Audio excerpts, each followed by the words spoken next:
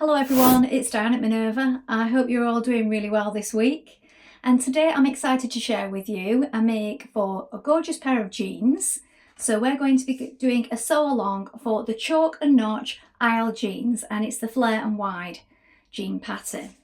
Now, as you can see, there are two variations to choose from. We can make the fitted flared leg or the wide leg. And we're going to be making view A today. So you can still follow along with me, it's just the leg variation when we're cutting out that'll be slightly different. Do check your measurements on the packet to get the perfect fit, and of course, wash that fabric before we begin.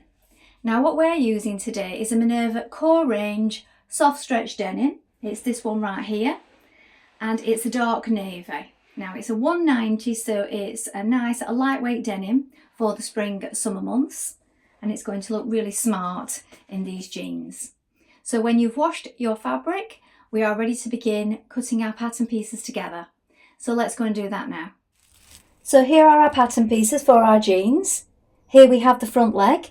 We're going to cut two pieces. The straight grain is this way. Make a note of your markings and your darts, and you can lengthen or shorten at this line here. Here we have our back leg. Again, we're going to cut two pieces. The straight grain is this way. Make a note of your markings and the dart placement here.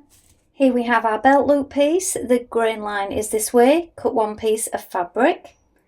This is the waistband facing. You're going to cut one on the fold of your main fabric. Note the markings.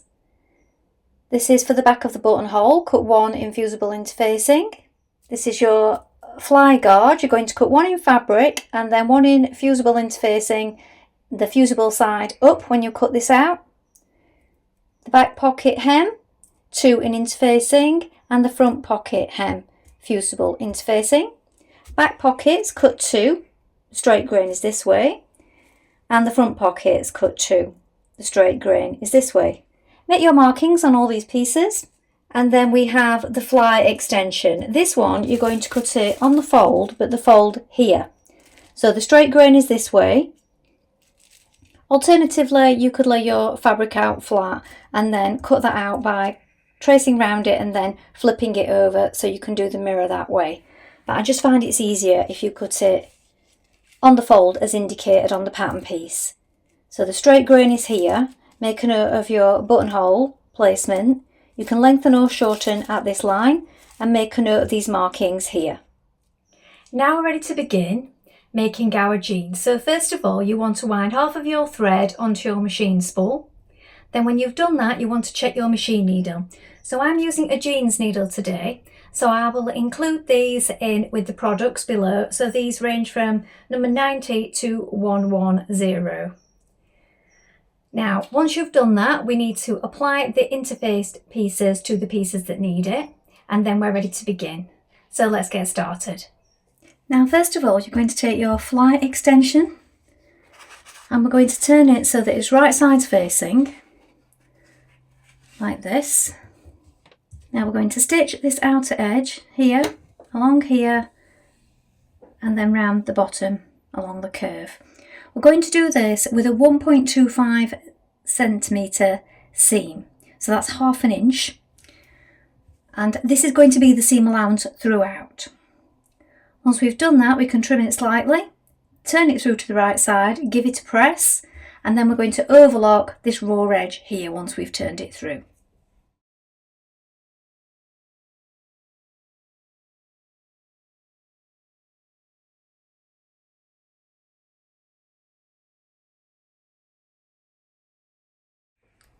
Now you're going to take your front left leg, so this is the front leg here, and we're going to trim the front left leg extension here by 6 millimeters. Now if this makes your markings off, just check, place your pattern piece back on again, remark them, and then when you've done that, we're going to sew in our darts. So we want to make sure that our dart placement is marked on the wrong side of the fabric. I would make your stitch a little smaller at this point also. We're going to bring these markings at the top together, here look. So right sides together, and we're working towards a gradual V at the points. So my point is just here where I'm pointing with my thumb. I've got mine marked with chalk. You may wish to place in a pin if you're going to find that hard to see, or if your chalk rubs off, which it does sometimes. We're going to let the threads run free when we arrive at this point, and then we're going to knot them down towards the point and press that dart flat.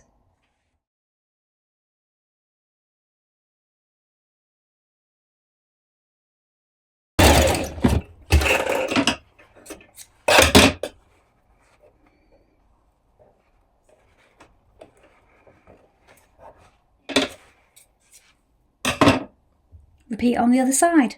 Now create your darts in your back leg. Now in your back leg you have two, so make sure that you're working towards the correct markings. So the dart marking should be on the wrong side and the pocket placement markings on the right side.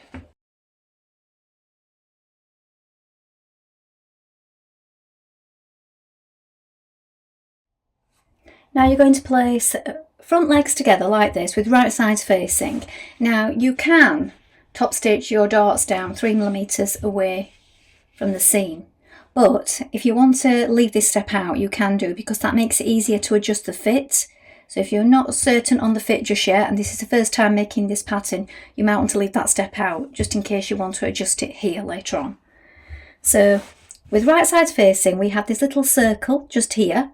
We're going to stitch with a 1.2 centimetre seam allowance up to that circle and back tack. So this is the front crotch area.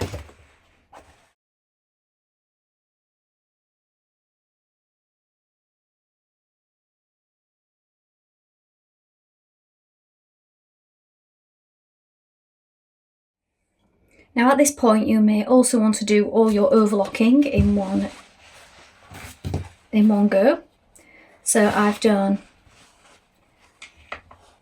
the sides of the legs, down the front and back legs. I've overlocked that. You can also use an edge finish such as a zigzag stitch. And then on our fly extension, we've already done that part down there. We've got the buttonholes. We're going to just edge finish one long side. The fly guard, we're going to do this outside curved edge.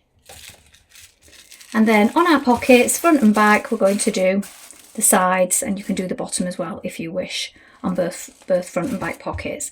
So once you've done that, you've got everything prepared with your overlocking there. Now turn your front trouser legs right side up like this. You're going to take your fly guard and you're going to place it right side facing downwards, and make sure that it lines up with the markings on your front leg like this.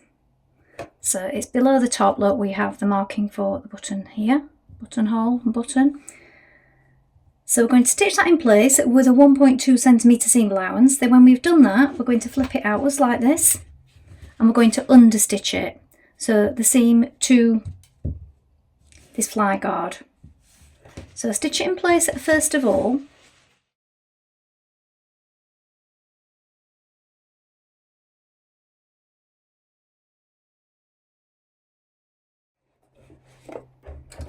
So the seam is pressed towards the fly guard. I'm going to understitch it a couple of millimetres away from the seam.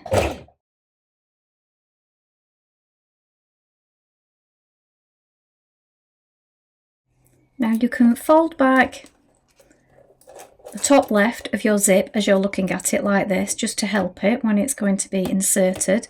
So fold it back away from the right side like this. You can just stitch it down the side.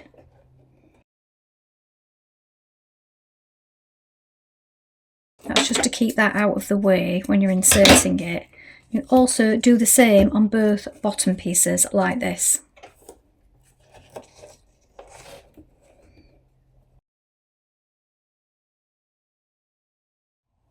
Now take your zipper and place it on. So we've opened up our trousers, and this is the right side. So it's the right side of your trousers and it's right side up. The zip is right side down. So we want to place it so it lines up with this top notch or marking just here. I'm going to change to a zipper foot and stitch that in place down the front here. Now we're going to stitch that in place. You will need to unzip it so that you can get in behind with your zipper foot. Now edge stitch the zip down from the right side. Now you're going to pin your front closed like this. So you want the left front to overlap that top stitching that we've just done, or rather the edge stitching down the side of the zip, ever so slightly, just a couple of millimeters. So that conceals it. Once you've pinned it in place, we can pin our zip here. So we want to make sure that we're only pinning it here. We're not going through onto the trousers. And that's so that we can stitch that in place and it will just fall nicely, even and flat. So that's in place, look. I've only got that one layer. Then we can take these ones out for now.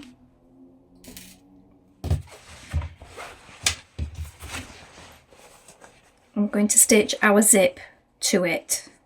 So we want our zipper foot on still. First of all, we're going to stitch close to the teeth, and then I always like to do it again down the outside of the zip so it's nice and secure.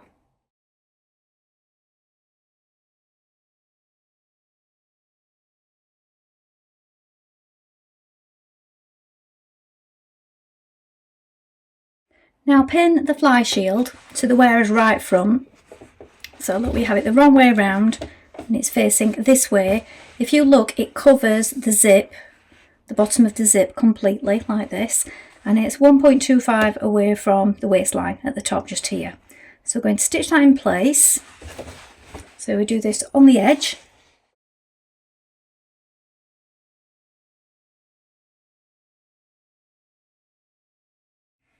Now just pin your guard back out of the way to the right side, and then we're going to zip up and lap this front over again. So we're going to pin it closed again making sure that it just overlaps that right side.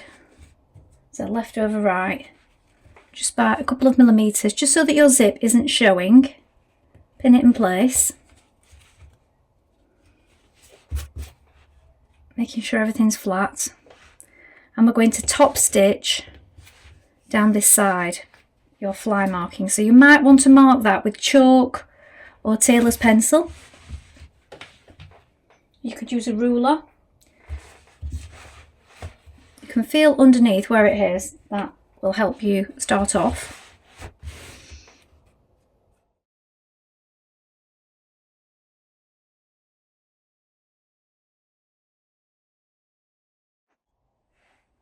Flip your fly guard over the bottom of the zip and stitch it from the underside with a few stitches.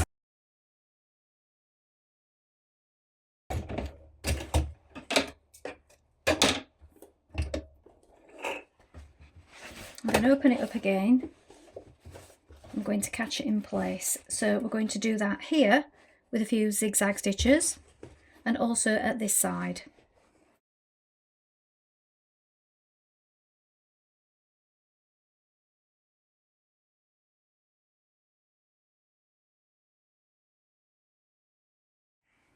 Now top stitch the front of the jeans.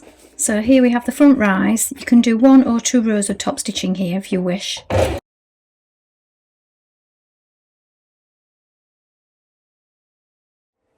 Now place your back legs right sides together and we're going to stitch the back rise with a 1.25 centimetre seam allowance.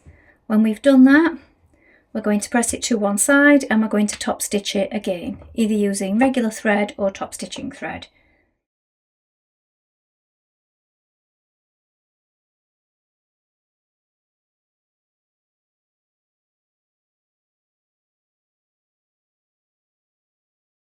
Now we're going to prepare our pockets. So I've pressed the seam in the whole way around like this, and at the top we're going to press it under 1.25 at the top, so wrong sides together, and then we're going to fold it back to the right side on the marked line and stitch down each side in the seam line, and then we can trim away the corner.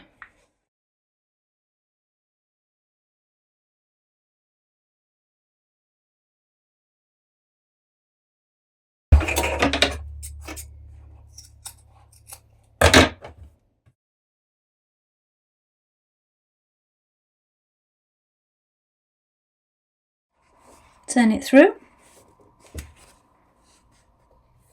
and then stitch that in place. So on the edge of the fold on the inside there. So you can feel it through the pocket where the edge is that you're stitching on.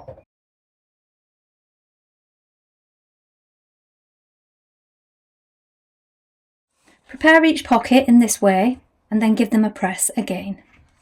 Now pin your front pockets in place like this at the positions marked. So you have the full markings on the front for your pockets. Once you've pinned them in place, we're going to top stitch round with 2 rows of top stitching. So we're going to come down, round the edge, turn at the top, and then go back round again on the inside. Now once you've done this, we're going to do the same on the back with the back pockets, and the front pockets are the slightly smaller ones in case you've taken your pattern pieces off already. The pockets are bigger on the back.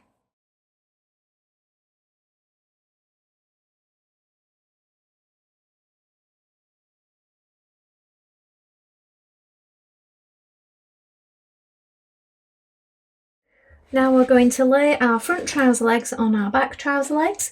We're going to pin the inseam like this, making sure it matches at this point. You will need to stretch it in places to make sure that the seam comes together, especially at the top.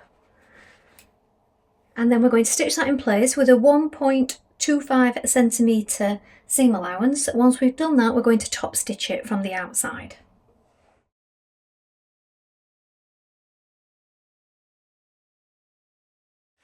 Press the seam towards the front and we're going to top stitch about 6mm away from the seam.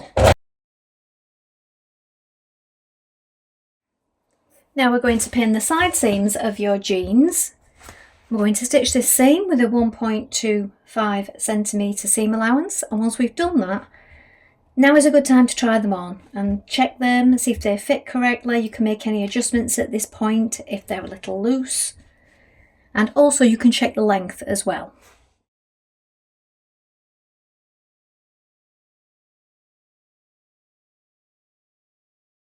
Now sew your belt loop. So we take our belt loop piece, which has been edge finished on one side with either an overlock or a zigzag finish. Turn in the raw edge and then turn the overlock or zigzag edge over it like this, so it looks like this. Then we're going to stitch down each side to make one long piece.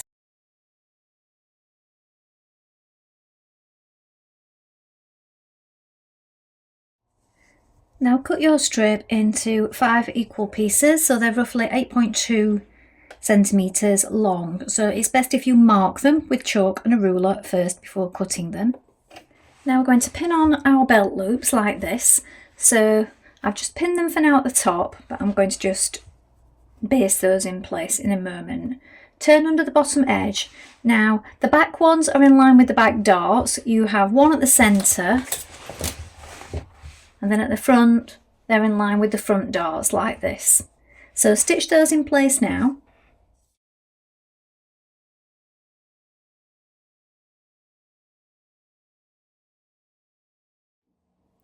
Now you're going to take your waistband facing, and on the bottom edge you're going to turn under 1.2 and also down the sides like this. You can also mark a guide with your iron for the top if you wish. And we're now going to apply this to the waistband. So we're doing it from the outside, so the top of the trousers here, look. So we can open that up again so that we can see our line. And when we stitch down the front here, it wants to line up with the front of the fold from your fly here, look. So pin it first of all and make sure that it all lines up. So you have your markings on it and you want to make sure that they line up in all the correct places. Pin that in place now, then we're going to stitch it in position.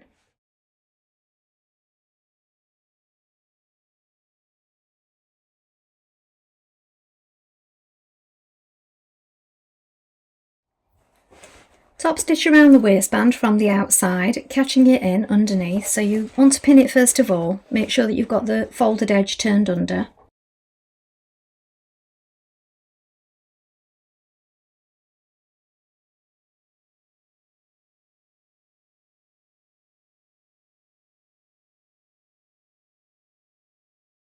Now we're going to hem the bottom of our jeans. So I've overlocked the bottom of mine rather than doing a double fold. You could do a double fold if you wish. It's quite a deep hem, so I've had to take some off first of all. It's also quite a long leg on this pattern, and I've marked where the hem needs to finish.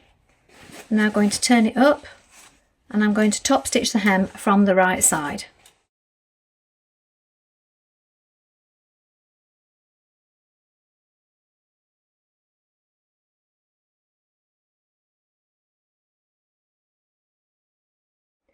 Now make sure that your buttonhole is marked on clearly, and now we're going to create our buttonhole. Then once we've done that, we will add our jeans button. So here are the finished jeans. I suggest trying them on before you finish the hem because they are a very long leg on this particular pattern.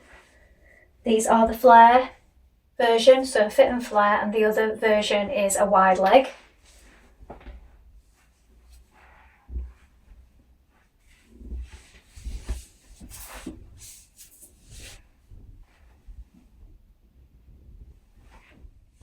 Well, I hope you've enjoyed sewing along with me today. This is a really nice pattern for jeans, and it's lovely that you get the two variations to make with the legs. So I look forward to seeing the wide leg version as well, and all the different fabrics that you've used to make it up. So please remember to include any photographs with your comments. You can create a free account with us. It's lots of fun. You can share all your makes with our worldwide sewing community and gain some new inspiration. And also take a look at Minerva Craft Club if you'd like 10% off all your orders for a whole year. That's all from me for today, but I hope to be back soon with more sewing inspiration for you. Thank you so much for watching today. Bye for now.